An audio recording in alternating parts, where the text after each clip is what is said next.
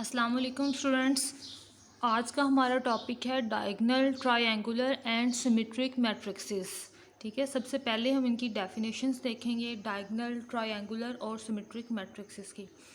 तो first definition है हमारे पास diagonal matrices, a square matrix in which all the entries of और डबल एफ, ठीक है, of the main diagonal are zero. यानी डायगोनल के अलावा जो अपर लोअर इंट्रीज़ आएँ डायगोनल के ऊपर नीचे, वो तमाम की तमाम इंट्रीज़ ज़ीरो होनी चाहिए।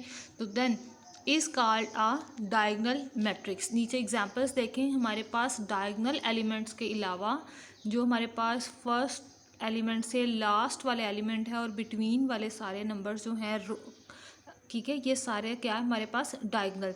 जैसे सेकंड वाली मैट्रिक्स में देखें 2 - 5, ये क्या है डायगोनल के एलिमेंट्स हैं। और इन नंबर्स के अलावा तमाम ऊपर और नीचे वाले तमाम एलिमेंट्स ज़ीरो हैं। सेकंड वाली मैट्रिक्स में भी देखें हमारे पास तमाम डायगोनल के एलिमेंट्स 1 हैं और अपर और लोअर तमाम एलिमेंट्स ज़ीरो हैं। ठीक है, इसलिए हमें यहाँ पे कहा in which all the entries of the main diagonal are zero. अगर हमारे पास डी डायगोनल एलिमेंट्स, इसकी जो जनरल रिप्रेजेंटेटिव हमारे पास फिगर होती है वो ये वाली होती है, D is equal to D1 zero elements, D2 otherwise all elements are zero up to so on DN। और अगर हमने किसी भी डायगोनल एलिमेंट्स का इन्वर्स फाइंड आउट करना है तो ये नीचे देखें, डायरेक्ट भी हम इस तरह से लिख सकते हैं, डी इन्वर्स हर एलिमेंट का रेसिप्रोकल आ जाता है। ठीक है, 1/D1, जो जितने भी एलिमेंट्स डायगोनल में होंगे उनके हमने 1 ओवर लिख देने हैं। ठीक है, तो ये हमारे पास इनका इन्वर्स आ जाएगा। नेक्स्ट ये एग्जांपल भी है, inverse and powers of diagonal matrices. A हमारे पास गिवन है, अब ये इन्वर्स है, डायरेक्टली हम इन्वर्स इसका फाइंड कर लिया। ठीक है, तमाम एलिमेंट्स को रेसिप्रोकल में लिखा, 1 - 3 2 को, तो ये हमारे पास इसका इन्वर्स आ जाएगा। और A5 में कैसे लिखा ये देखें ज़रा, जितने भी डायगोनल के एलिमेंट्स हैं उनकी पावर्स हमने इंक्रीज़ कर दी। जैसे A5 फाइंड करना था तो 1 की पावर 5 -3 पावर 5 2 इज़ पावर 5, तो ये हमारे पास a की पावर 5, ये इसका आंसर आ गया। ठीक है, यानी अगर हम यहाँ पे A³ फाइंड करना चाह रहे होंगे तो हम A के जो डायगोनल एलिमेंट्स हैं उनके हर एक एलिमेंट का उन्हीं की जगह पर क्यूब फाइंड आउट कर लेंगे। जैसे 1 की जगह पर 1 के पावर 3, -3 की जगह पर -1 की पावर 3, 2 की जगह 2 की पावर 3 आ जाएगी हमारे पास। अगर हम -5 एरिस पावर -5 फाइंड करना चाह रहे हैं तो फिर क्या करेंगे, एरिस पावर 5 फाइंड करके उसके तमाम एलिमेंट्स को माइनस यानी ओवर में चेंज कर देंगे, रेसिप्रोकल बना देंगे, 1/1 1/-243 1/32। तो ये क्या हमारे पास आंसर आ गया, एरिस पावर -5। ठीक है, इसी तरह से आगे नेक्स्ट एक्सरसाइज में भी हम इसी तरह से क्वेश्चन सॉल्व करेंगे जब हमने पावर्स किसी डायगोनल मैट्रिक्स की सॉल्व करना होंगी। नेक्स्ट हमारे पास ये मल्टीप्लिकेशन गिवन है कि किसी भी डायगोनल एलिमेंट्स को अगर किसी भी मैट्रिक्स से मल्टीप्लाई करें तो उसका ये वाला फार्मूला आता है। ऐसा जब ये फार्मूला आपको याद करने की ज़रूरत नहीं है, आप डायरेक्ट सिंपली मल्टीप्लाई करवा लीजिएगा। ठीक है, नेक्स्ट है triangular matrix, a square matrix in which all the entries above the main diagonal are zero is called lower triangular. यानी फर्स्ट वाली हमारे पास देखें जिसमें लोअर वाले तमाम एलिमेंट्स ज़ीरो हैं लेकिन अपर एलिमेंट्स हैं। और सेकंड एग्जांपल्स में देखें, सेकंड एग्जांपल में हमारे पास अबव एलिमेंट्स ऑल ज़ीरो हैं और नीचे वाले जो ट्रायंगल हमारे पास बनी हुई है वो तमाम नॉन ज़ीरो एलिमेंट्स हैं। Which all the entries below the main diagonal are zero is called upper triangular.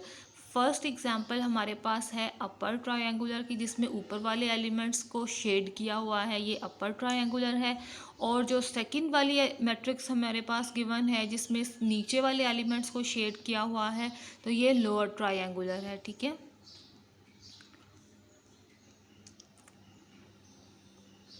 In properties को एक दफ़ा रीड कर लीजिएगा। ठीक है, ये क्वेश्चन सॉल्व करते हुए भी आपके नोटिस में आ जाएंगी ये सारी चीज़ें, ये यहाँ पर जो लिखा हुआ है। ठीक है, ये स्मॉल AIJ लिखा हुआ है, आई डिनोट कर रहा है रो वाले नंबर को और J डिनोट कर रहा है कॉलम वाइज उसी नंबर को। ठीक है,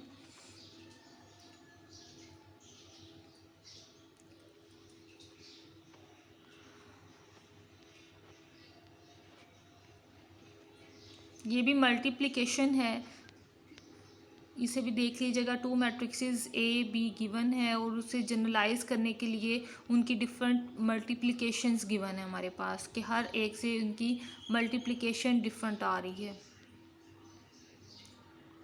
नेक्स्ट ये डेफिनेशन आप पहले से भी कर चुके हैं। A square matrix A is said to be symmetric if A is equal to A transpose. Symmetric matrices क्या होती हैं, जिनका ट्रांसपोज लें तो वो वापस अपने ही इक्वल हो जाएं, ठीक है।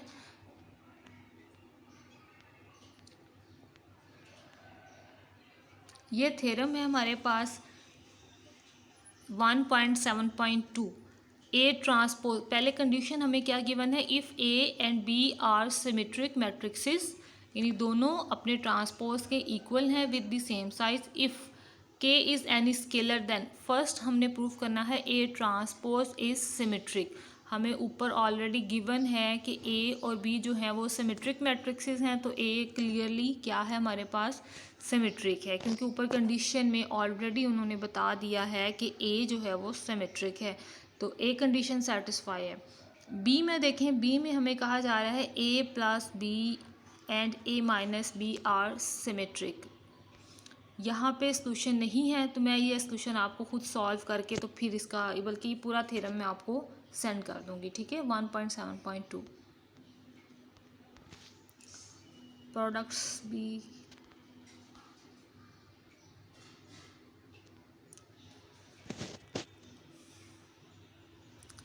इस थ्योरम को देखें। If A is an invertible symmetric matrix then A inverse is symmetric. हमें गिवन है ए जो है वो हमारे पास सिमेट्रिक है, अज्यूम किया हमने A is symmetric and invertible, यानी सिमेट्रिक भी है और इसका इन्वर्स भी पॉसिबल है। और हम फाइंड करना चाह रहे हैं A inverse whole transpose is equal to A inverse. तो सबसे पहले देखें, इन्वर्स और उसकी पावर में ट्रांसपोज ले लिया। अगेन ट्रांसपोज और इन्वर्स चेंजेबल हैं, इनको चेंजेबल किया। अब हमें गिवन था ए जो है वो सिमेट्रिक है, सो ए ट्रांसपोज की जगह पर हमने ए लिखा, सो क्लियरली ए इन्वर्स के लिए हमारे पास आंसर आ गया, सो A inverse is symmetric. Next ये प्रोडक्ट्स हैं, तो इस प्रोडक्ट में ये आपको बताना चाह रहे हैं कि ए ट्रांसपोज अगर हमारे पास डिफरेंट ऑर्डर के मैट्रिक्सेस होंगी तो उनको मल्टीप्लाई करवाएंगे जब भी हम, तो हमारे पास एक स्क्वायर मैट्रिक आएगी, ठीक है। एक स्क्वायर मैट्रिक आएगी जो चाहे वो 2x2 ऑर्डर की आए, 3x3 ऑर्डर की आए। एग्जाम्पल 6 में इसकी एग्जाम्पल भी आपको गिवन है। ए एनी आर्बिट्ररी मैट्रिक्स हमारे पास गिवन है, ट्रांसपोज से मल्टीप्लाई करवा रहे हैं। ए ट्रांसपोज कभी लेफ़्ट साइड से मल्टीप्लाई करवाया हमने और एक साइड पे राइट साइड से मल्टीप्लाई करवाया है। दोनों केसेस में चेक किया तो हमारे पास स्क्वायर मैट्रिक्स आई। Theorem, if A is invertible matrix then A transpose and A transpose A are also invertible, क्योंकि ये भी हमारे पास स्क्वायर मैट्रिक्स बनती हैं। अगर A हमारे पास इन्वर्टिबल है यानी इन्वर्स पॉसिबल होगा तो इनके ट्रांसपोज से मल्टीप्लायर के बाद भी इन्वर्स पॉसिबल होगा, ठीक है।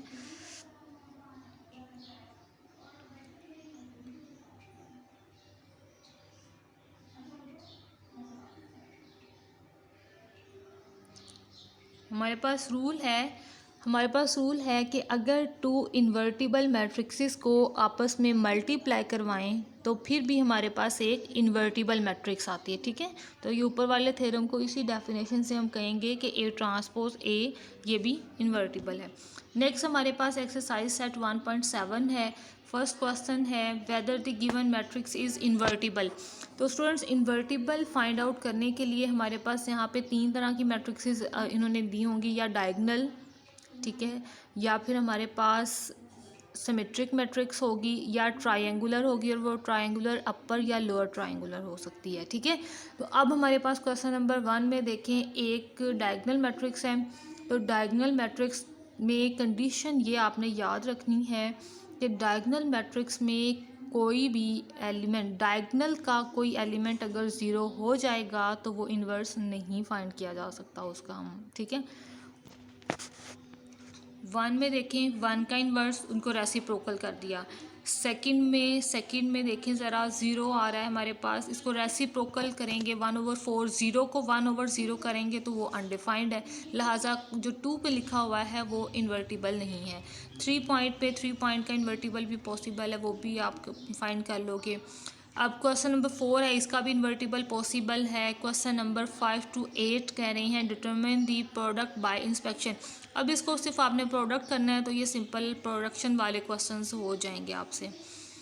अच्छा, ये question number 9 to 12 find A square a-2 and a-k where k is any integer. A given है हमारे पास, ए का स्क्वायर यानी ए को इसी से मल्टीप्लाई करवा दिया तो ए स्क्वायर आ गया। अब a-2 चाहिए हमें, हमने फार्मूला पीछे पढ़ा हुआ है ए स्क्वायर फाइंड करने का, कि हम अगर डायगोनल मैट्रिक्स के पावर्स हासिल करना चाह रहे हैं तो हम उसके डायगोनल एंट्रीज़ का उतनी ही पावर हम इंक्रीज़ कर देते हैं। जैसे ए स्क्वायर फाइंड करना है 1 स्क्वायर -2 स्क्वायर, तो ये हमारे पास ए स्क्वायर आ गया। अब a-2 फाइंड करना है, तो देखिए आंसर्स डायरेक्टली यहाँ से आपको बता रही हूँ मैं। अब a⁻² इन्वर्स के लिए क्या करते हैं, ए स्क्वायर के तमाम एलिमेंट्स को रेसिप्रोकल कर देते हैं, तो ये a⁻² भी आ जाएगा। a⁻k करना है तो आप क्या करें, सबसे पहले a के एलिमेंट्स को लेके a इन्वर्स बना लें। a इन्वर्स कैसे आएगा, 1, फर्स्ट एलिमेंट 1, -2 की जगह पर आ जाएगा -1/2। अब a⁻k का आंसर चाहिए, a-1 हमारे पास बन जाएगा। दोनों साइड्स पे k पावर अप्लाई की हमने, ठीक है, तो मैट्रिक्स पे जो -1/2 लिखा हुआ है उसकी पावर भी k आ जाएगी, 1 की पावर भी k आएगी, लेकिन 1 को तो जितनी मर्जी दफ़ा मल्टीप्लाई करवा लें वो 1 ही रहता है, तो ये a⁻k आ गया। सिर्फ मतलब क्या कि डायगोनल एलिमेंट्स को उतनी पावर देकर आपने सॉल्व कर लेना है, तो ये आपका सॉल्यूशन आ जाएगा। क्वेश्चन नंबर 10, 11, 12 ये इसी तरह से हैं, ठीक है, यानी सिर्फ डायगोनल एंट्रीज़ को आपने उसी केस से मल्टीप्लाई करवा लेना है।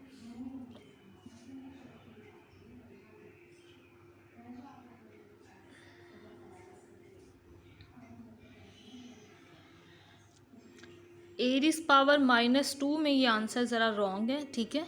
a⁻² में ये 1/9 जहाँ पे ए स्क्वायर में 1/9 को जब रेसिप्रोकल को चेंज करेंगे तो a⁻² में ये देखें ज़रा 4 और 16 के बिटवीन में ज़ीरो लिख रहे हैं वो, लेकिन वहाँ पे ज़ीरो नहीं आएगा, वहाँ पर 9 आएगा, ठीक है बच्चों। ये 9 लिख कर इसको करें कंप्लीट। चलिए जी, नेक्स्ट क्वेश्चन नंबर 13 से 19, decide whether the given matrix is symmetric. Symmetric होने के लिए वही कंडीशन है कि हम गिवन मैट्रिक्स का ट्रांसपोज लेंगे, अगर वो अपने ही मैट्रिक्स के इक्वल आ गया तो इट्स मीन ये सिमेट्रिक है, अदरवाइज नॉट सिमेट्रिक।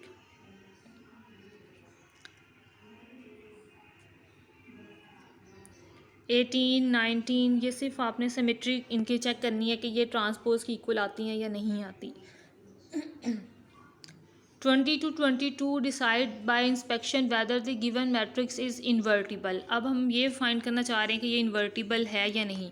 तो स्टूडेंट्स, ये हमारे पास मैट्रिक्सेस गिवन हैं अपर ट्रायंगल और लोअर ट्रायंगल की, ठीक है, नीचे लोअर ट्रायंगल और ऊपर अपर ट्रायंगल।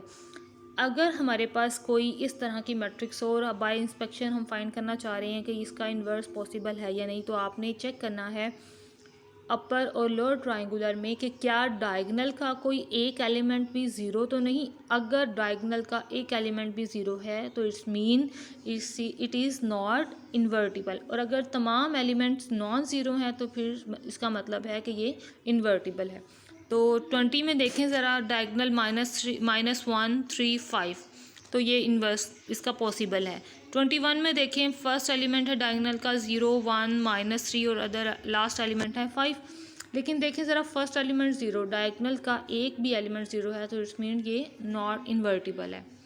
22 में देखें ज़रा, डायगोनल है 2 -1 0 5, 0 आ गया थर्ड प्लेस पे, लिहाजा ये भी नॉट इन्वर्टिबल है। 23 क्वेश्चन में देखें ज़रा, 23 में हमें वो कह रहे हैं 23 and 4 में, find all the values of the unknown constants in order for A to be symmetric. Symmetric होने के लिए हमारे पास क्या ज़रूरी है, नंबर सेम होना ज़रूरी है। फर्स्ट रो का सेकंड एलिमेंट फर्स्ट कॉलम के सेकंड एलिमेंट की तरह, यानी दोनों इक्वल होने चाहिए। इसके बाद फर्स्ट रो का थर्ड एलिमेंट फर्स्ट कॉलम के थर्ड एलिमेंट से इक्वल होना चाहिए, ठीक है। ए में देखें ज़रा, फर्स्ट रो का सेकंड एलिमेंट -3, फर्स्ट कॉलम का सेकंड एलिमेंट a+5, दोनों को इक्वल कर लें। a+5 is equal to -3, equation solve कर लें तो आंसर आ जाएगा a is equal to -8। Question number 24 में देखें ज़रा, अब इसमें इक्वेशंस क्या बनेंगी, a - 2b + 2c is equal to 3, और सेकंड इक्वेशन बनेगी 2a + b + c is equal to 0, ठीक है।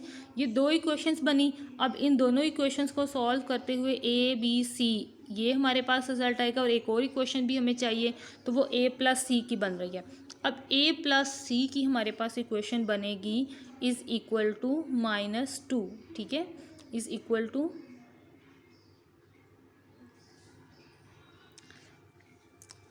फर्स्ट लाइन भी क्लियर है, सेकंड भी, थर्ड वाली इक्वेशन हमारे पास है a + c is equal to -2।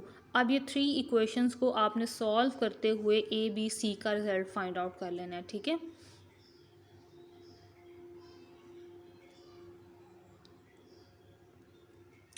चलें जी, बस 24 तक आपको क्वेश्चंस दे रही हूँ मैं, ठीक है। आंसर्स जो हैं वो आपने क्वेश्चन नंबर 24 का और एक और क्वेश्चन मैं आपको बता रही हूँ,